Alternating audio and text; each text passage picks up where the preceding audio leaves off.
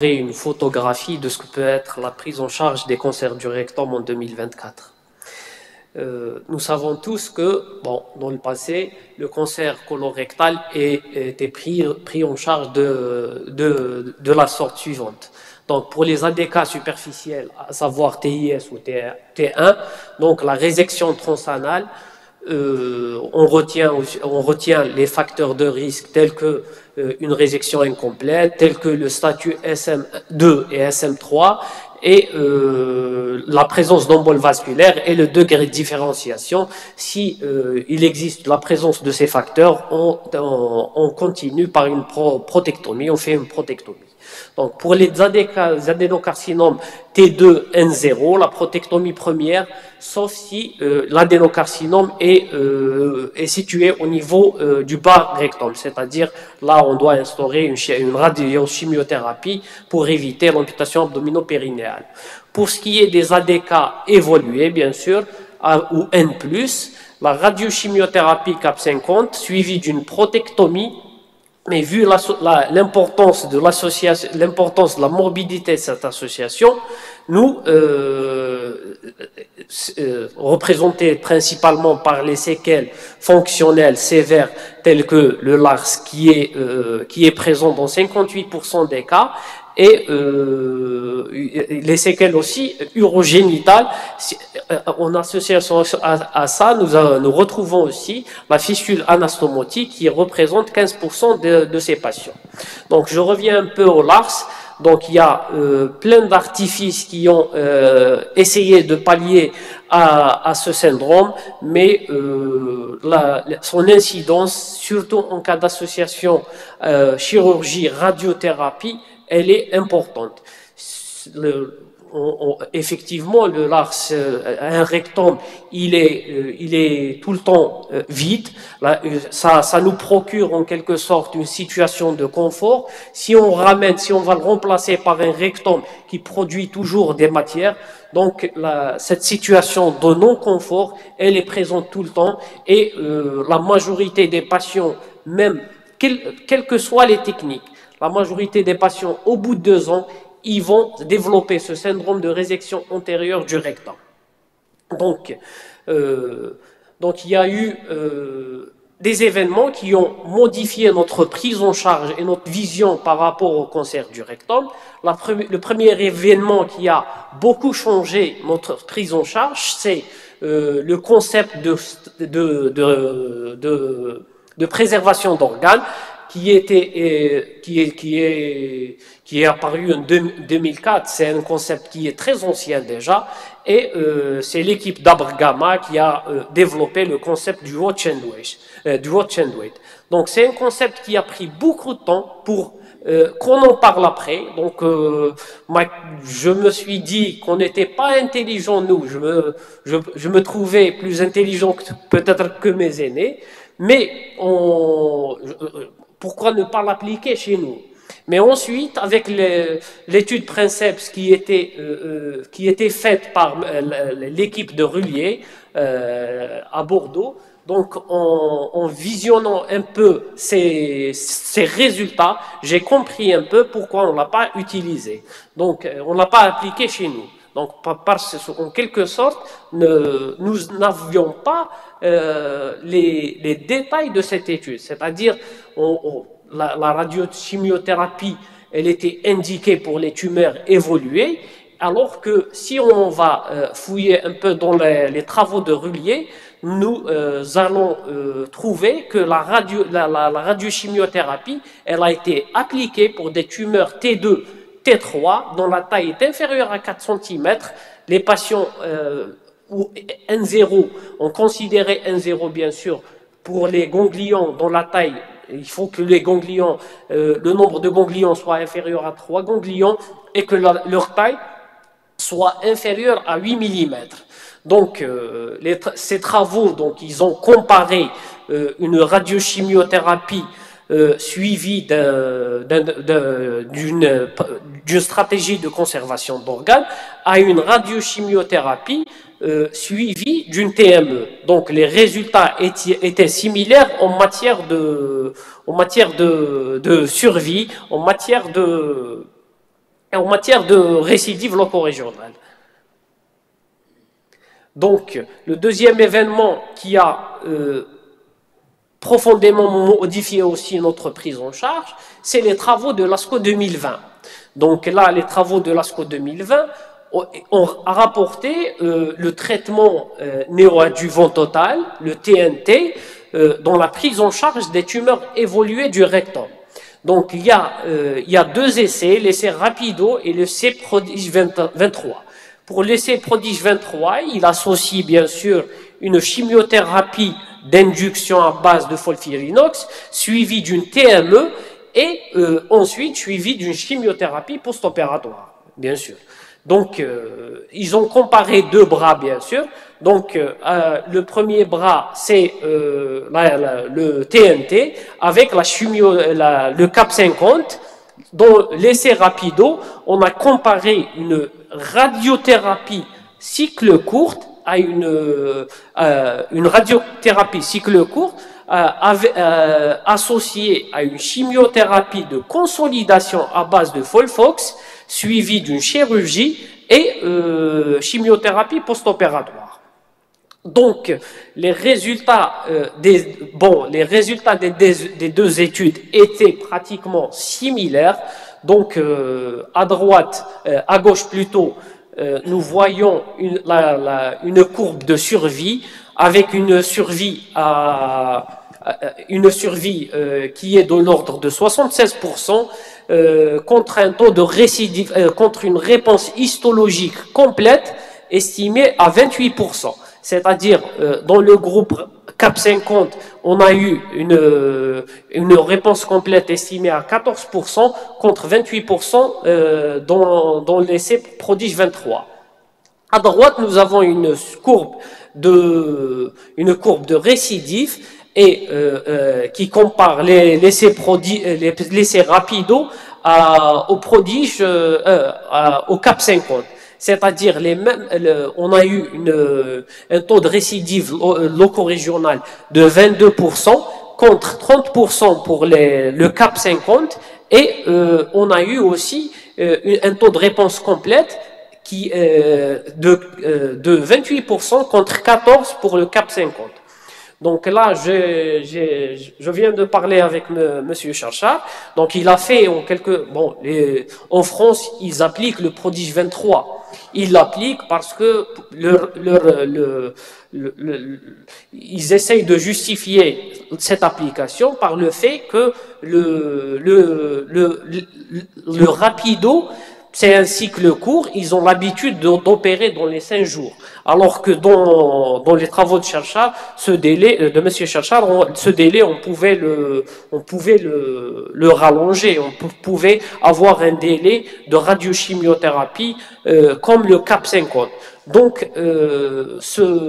cet argument, on peut le mettre en cause, en quelque sorte. Chez nous, l'idéal, c'est d'utiliser le Rapido, puisque c'est un cycle court. Le Folfox, il est utilisé en ambulatoire et certes, on retarde, on a un problème de rendez-vous par rapport à la radiothérapie, mais on va en quelque sorte retarder le problème. Et un cycle long qui est de 45 jours, c'est énorme pour nous. Donc, moi, ce que je propose, puisqu'on a le même taux de survie, on a le même taux de récidive, c'est d'appliquer le Prodige 20, le Rapido chez nous. Donc, à partir de ces constats, nous avons essayé de vérifier la réponse histologique à notre niveau. La radiothérapie est faite à l'hôpital au CAC de Sétif. On remercie toute l'équipe du professeur Boudaoud pour l'aide qu'ils nous ont procurée. Donc, on a collégé 96 patients dans notre étude. C'est des patients qui sont T3, T4, 1+, ou bien T2, 1+. Donc, on a exclu les patients métastatiques. Et tous les patients vont bénéficier d'un traitement néoadjuvant. Donc, on a exclu le cancer qui présente des métastases et les malades qui n'ont pas bénéficié d'une d'un traitement néoadjuvant.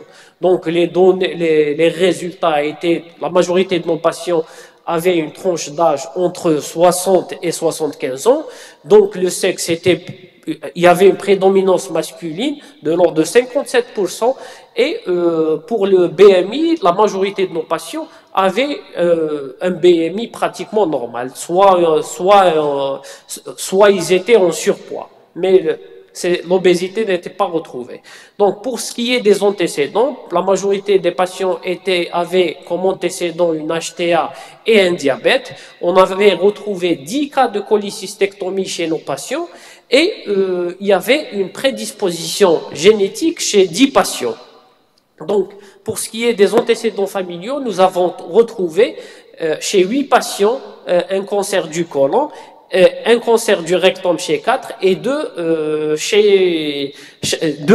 cancers du rectum de l'intestin chez deux patients consécutifs. Donc, pour les habitudes toxiques, nous avons retrouvé 23 cas de tabac et 6 cas d'alcoolisme chronique. Donc, pour ce qui est de la symptomatologie, c'était dominé par les rectorragies, un syndrome rectal et des troubles du transit.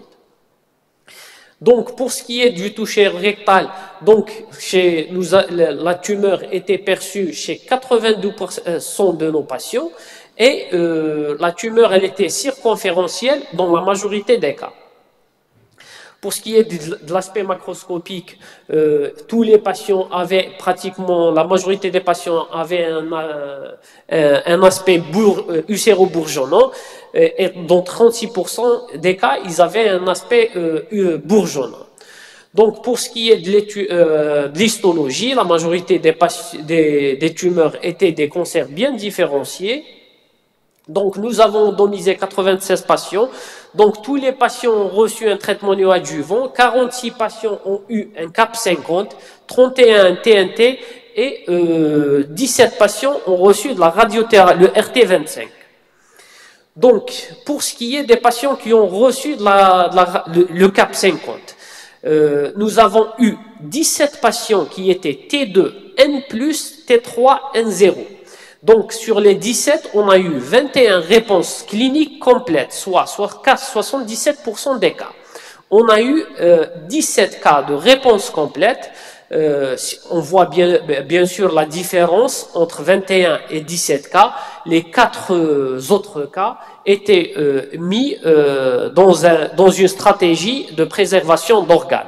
Et le dernier cas date de c'est-à-dire il y a 2 mois. Donc on n'a pas encore le follow-up de cette patiente. Donc pour ce qui est des patients évolués, des tumeurs évoluées T3, T4 évoluées, on a eu 3 réponses cliniques, soit 15%, dans 15% des cas. 2 patients on les a opérés et on a eu 2 réponses histologiques complètes. La dernière patiente a été mise dans le circuit de la préservation d'organes. Elle a récidivé au bout d'1 année et demie et on l'a opérée.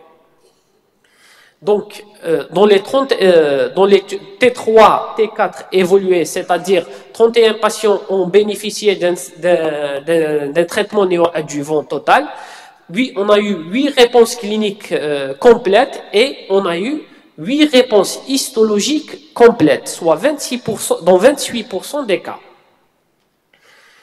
Pour ce qui est de la radiothérapie courte, elle a été réalisée chez des patients qui ne pouvaient pas bénéficier d'une chimiothérapie néoadjuvante. On a eu 2 réponses cliniques complètes et on les a opérés tous et on a eu une réponse histologique complète, soit 5% des cas pour une tumeur de petite taille dont la taille était inférieure de 3 cm. Donc, qu'est-ce qu'on peut dire de tout ça en 2024? Donc, pour les petites tumeurs dans la T2, T3, l'attitude actuelle est la préservation d'organes. C'est-à-dire qu'il faut optimiser le traitement néoadjuvant afin d'obtenir une réponse complète ou quasi complète. Qu'est-ce que c'est qu'une réponse complète? Une réponse histologique complète, plutôt clinique complète, est considérée si, s'il existe une cicatrice de moins de 2 cm, il faut que cette cicatrice soit non indurée et on peut tolérer le fait que cette cicatrice soit ulcérée. Donc, pour ce qui est, bien sûr, il est préconisé, toute l'équipe en Europe, il préconise de faire la résection de la cicatrice, et en fonction de l'histologie, si l'histologie est YP T0 ou T1 R0, l'attitude du watch and wait est préconisée. Si l'exérèse de cette cicatrice revient YPT2 ou T3 ou R1, la protectomie de rattrapage est instaurée. Donc, pour ce qui est de cette exérèse de cicatrice, bien sûr qu'au niveau du bas rectum, il faut éviter de faire l'exérèse du bas rectum, l'exérèse de la cicatrice du bas rectum. Donc la perspective au niveau sur les tumeurs du bas rectum, c'est l'intensification du traitement néoadjuvant et afin d'augmenter le taux de préservation d'organes. Donc, ça, c'est l'étude Gricard 12 qui applique le protocole TNT aux petites tumeurs T2, T3. C'est une étude qui est en cours et les résultats ne sont pas, on n'a pas encore les résultats. Donc, pour les petites tumeurs T2, T3, bien sûr, il y a un essai opéra. D'un côté, on rajoute la chimiothérapie. D'un autre côté, on rajoute de la radiothérapie. Cette étude préconise, il y a 2 bras, elle préconise de donner de la radiothérapie 45 degrés. Puis, en fonction, dans un bras, on fait un boost de radiothérapie, un endorectal. Dans un autre bras, on rajoute les 5 degrés déjà préconisés. Déjà, les résultats sur la préservation d'organes étaient elle est passée à 80% contre 59% dans le protocole classique. Si la tumeur elle est inférieure à 3 cm, elle est passée de 55% à 95% de réponse complète, de préservation d'organes. Là, je reviens en arrière. Pour ce qui est des tumeurs localement évoluées, bien sûr, a priori, ils ne rentrent pas dans une stratégie de préservation d'organes. Donc, le traitement néoadjuvant, prodige 23, puis protectomie.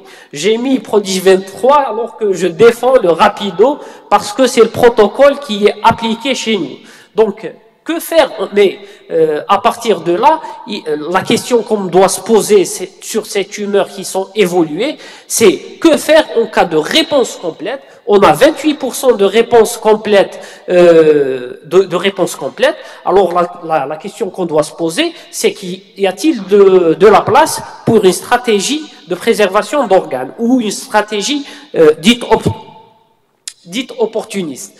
Donc, il y a une seule étude qui est l'étude OPRA, donc c'est un essai qui a comparé les deux attitudes, c'est-à-dire TME ou préservation d'organes. Donc on avait une survie sans récidive qui était similaire dans les deux cas. On avait une conservation d'organes de l'ordre de 69% des cas, mais on avait un taux de repousse tumorale dans 33% des cas. Donc, il y a eu certes une conservation d'organes à la fin du suivi avec la même survie, mais la question c'est, on va voir la courbe de ces patients qui ont eu une repousse tumorale alors qu'elles étaient dans une stratégie de conservation d'organes. Donc, il y a eu une perte de chance d'un tiers des cas de ces patients. C'est-à-dire que on a eu un taux d'amputation abdominopérinéale de 53% des cas, alors que la survie, elle a été diminuée. La survie normale, elle était de 76% et elle est inférieure, elle est devenue inférieure à 59%. C'est vrai que cette étude, elle nous rassure par rapport à cette attitude de préservation d'organes, mais la perte de chance chez ces 30 patients des cas qui ont eu une attitude de watch and wait, ensuite ils ont eu une chirurgie de rattrapage, elle nous invite à penser un peu par rapport à ces tumeurs. Donc, pour ce qui est des tumeurs superficielles, là je reviens un peu sur la résection transanale ou la dissection. Je termine, hein, je résume bientôt. On revient sur un peu donc la dissection sous muqueuse. Il y a une étude récente qui est le MUSEM, qui est une étude française. Elle est en faveur de la dissection sphinctérienne. Donc le trocar opérateur, il fait beaucoup de mal. Donc il faut céder la main au gastro-entérologue pour ces tumeurs superficielles. Là donc il y a toujours de la place pour. Je termine. Il y a toujours de la place pour la radiochimiothérapie, le traitement adjuvant pour ces tumeurs superficielles qui ont des critères de. Je conclus. Donc, 5 à 10% des cancers du rectum, pour le statut MSI, il y a de la place aussi pour l'immunothérapie. Et enfin, je conclus. La prise en charge des cancers du rectum se dirige vers la préservation d'organes. Il faut optimiser le traitement néoadjuvant et mettre tout pour essayer de conserver l'organe. Je vous remercie. Désolé.